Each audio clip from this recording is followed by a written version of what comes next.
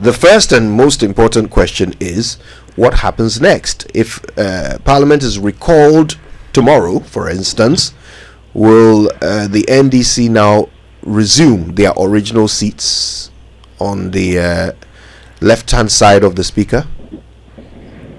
Thank you very much. That may not be so.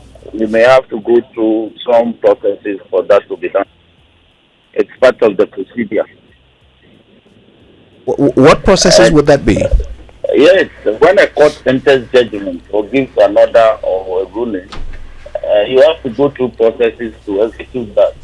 I'm sure you know that it's called execution of court order or court directives or court ruling. There's a whole procedure on executive judgment executory process. So Parliament will have to take certain decisions to give effect to the Supreme Court decision.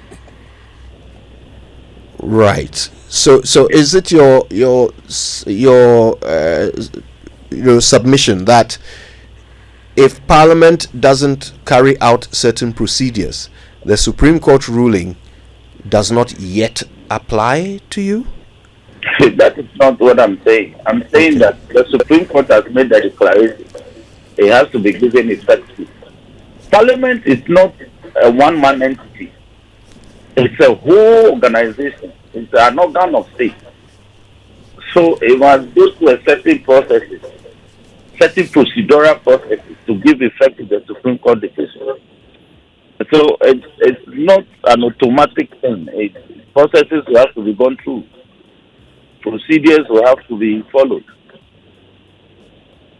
Okay, can you please walk us through those processes? Okay, for instance, the Marshal's Department will have to take steps to readmit these 4 ex-MPs.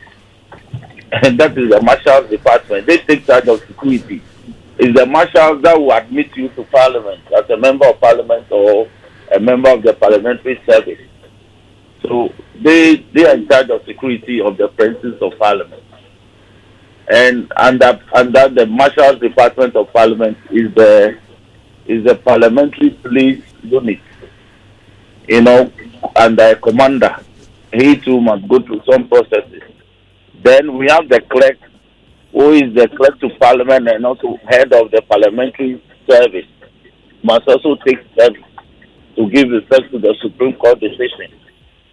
Then, of course, Speaker himself, as head of the organ of Parliament and also the presiding officer of the chamber, will also go through some steps to ensure that the 275 members also comply with the court order. So there's a whole execution that we must go through to give effect to the